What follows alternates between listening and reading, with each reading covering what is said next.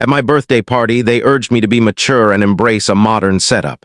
Instead, I signaled the staff, who weren't staff at all.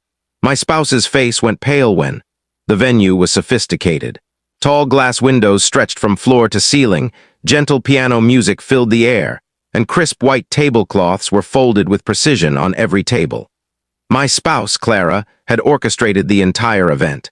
"It's your 38th, she said that morning, adjusting my tie with a smile that seemed genuine. "Tonight's all about you, let's make it grand." So there I sat, at a long table surrounded by familiar faces. Clara, glowing in a crimson dress, was on my right. My older brother, Victor, ever charming, sat opposite, raising his champagne with a sly grin. Friends and family filled the seats around us, the people who meant the most. But something felt off. It started months earlier, subtle shifts. Clara began locking her phone, staying late at her art studio, wearing new scents, her gaze growing distant. And Victor. He'd pop by unannounced, too comfortable raiding my kitchen, too relaxed around Clara. I wasn't naive, but I needed evidence. So I bided my time, playing oblivious until tonight. As dessert arrived, a rich chocolate torte with asterisk happy birthday, Michael asterisk scripted in gold, I noticed the exchanged looks, the uneasy vibes. Clara lifted her glass and others followed. "To Michael," she said, "the most patient, kind-hearted man we know." I raised my glass slowly. "Thank you, it means everything." Then came the moment that ripped the veil away. Victor cleared his throat and leaned in. "Michael, we've all discussed this, and it's time for truth, real truth." I narrowed my eyes. "Go ahead." Clara rested a hand on my arm. "You're an amazing man, truly, but you're so traditional. Love, marriage, they've changed. Relationships aren't what they once were." My blood chilled. Victor chimed in. "This might sting at first, but if you truly care for Clara, if you want her happiness, you'll accept our new dynamic. We've been together openly. We'd like you to be mature about it." I scanned the table. No one seemed surprised. No one seemed confused. They all knew my parents, my friends, her cousin. They'd all helped conceal it. "So," Clara continued, "we'd love for you to stay part of the family, just with clarity."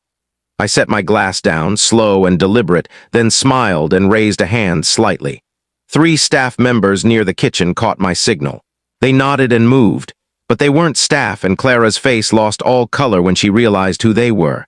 The atmosphere shifted as the staff stepped forward. Gone were their polite service grins. No trays, no order pads, just tailored suits and stern faces. One, tall with a soldier's stance, approached our table and gave me a subtle nod. "Everything's set, Mr. Hayes," he said. Murmurs rippled across the table. Clara froze, her wine glass trembling faintly in her grip. Victor scowled. "What's this nonsense?" I met his gaze, my smile unshaken. "This is where you stay quiet and listen." Clara turned to me, her voice unsteady. "Michael, what's happening?" The 3 men spread out silently. The tall one moved to a concealed panel by the restaurant's corner. A soft mechanical hum sounded, and a projector lowered from the ceiling. All eyes turned as the blank wall behind us flickered to life. "What are you pulling?" Victor snapped, half standing. "Sit," I said, my tone cutting. "You'll want to see this." The first video played, grainy but unmistakable surveillance footage. A downtown boutique hotel lobby, time-stamped. Clara and Victor hand in hand, chuckling, her scarlet jacket his familiar smirk. They kissed in the elevator, my mother gasped. The second clip, Victor's upscale condo.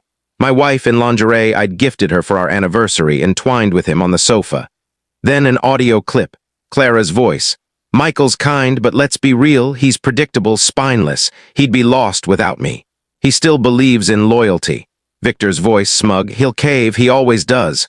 The room fell silent. Clara reached for my arm. "Michael, please, I didn't mean it like that." I pulled away. "Don't touch me." Victor stood abruptly. "This is absurd. You hired fake staff and some cameras. What's your goal here? Public humiliation." I rose slowly. "Not just humiliation, Victor." I reached into my coat and tossed an envelope onto the table. It slid toward Clara. Her trembling hands opened it. Divorce papers signed by me, alongside a copy of her prenup and a letter from my attorney. Due to spousal misconduct and public disgrace, all joint assets revert to Michael Hayes. Clara Evans receives nothing, her face paled. "You planned this," she whispered. "This whole dinner." I nodded. "Every moment. And those men, not just staff, private investigators, licensed. Everything on that screen was legally obtained." I turned to the table. "To everyone who knew, who covered for them, leave, don't call, we're finished." The table dissolved. Some stood ashamed. Others muttered apologies. No one met my eyes. Clara sobbed.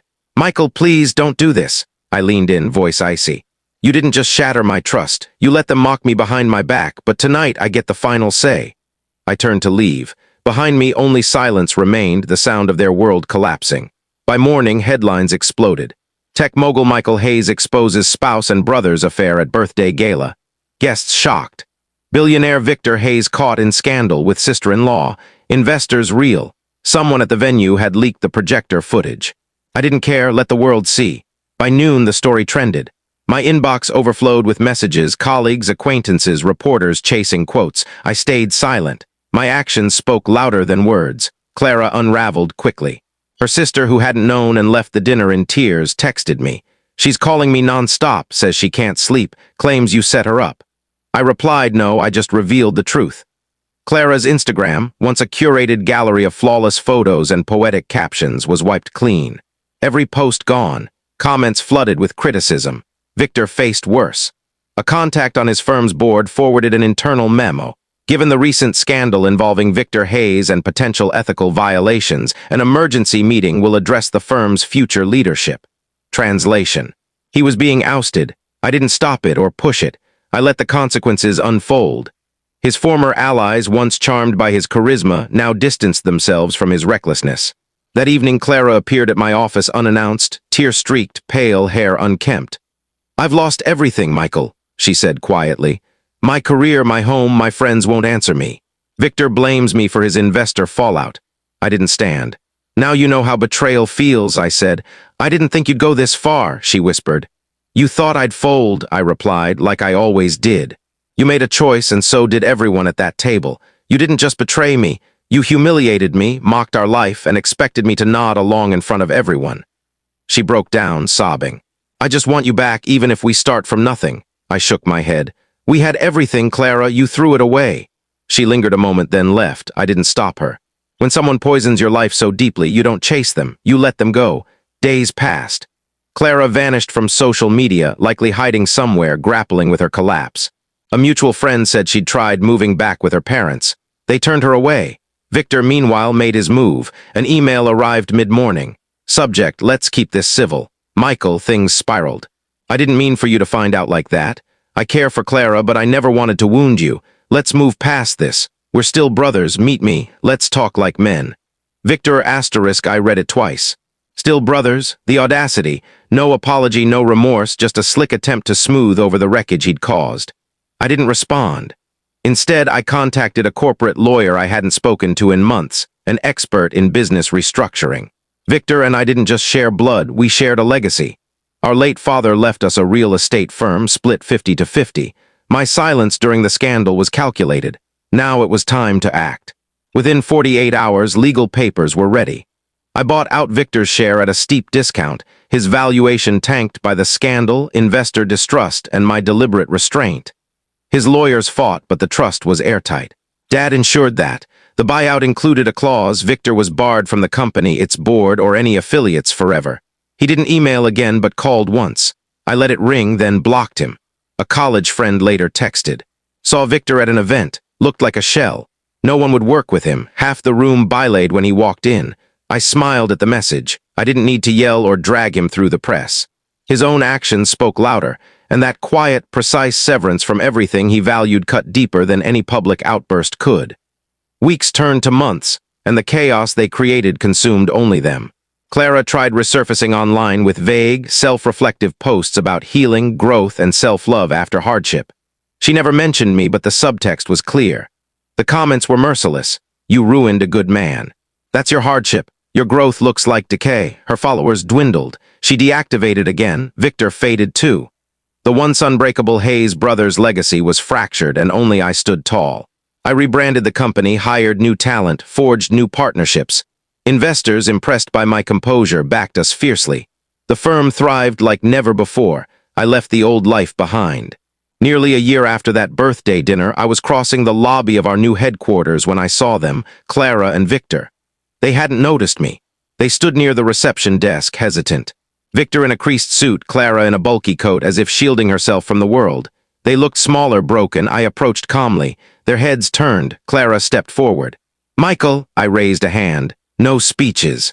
Not here, not ever. Victor, for once, looked ashamed. I lost it all, man. I didn't think you'd go that far. I gave a faint smile. I didn't, Victor. I just stopped shielding you. You did the rest. Clara's eyes glistened. Can we at least talk for closure?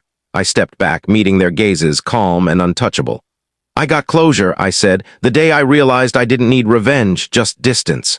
Now I have both. I turned and walked away, not out of anger or pain, but peace. I'd won by healing, rebuilding, and thriving while they chased the fragments of what they'd shattered. My next birthday was spent with people who truly valued me. New friends, loyal partners. A new woman in my life who respected me with quiet strength and unwavering fidelity. No lies, no drama, just a warm dinner, genuine laughter, and a future I no longer doubted. The greatest revenge was living a life they'd never again be part of.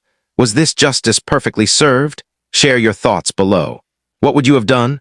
Like the story, share it with someone who needs this vibe, and follow Lauren's Tailies for more gripping stories of betrayal and redemption. Every deception meets its reckoning, and every betrayal casts its shadow. Stay sharp, stay resilient, and stay tuned.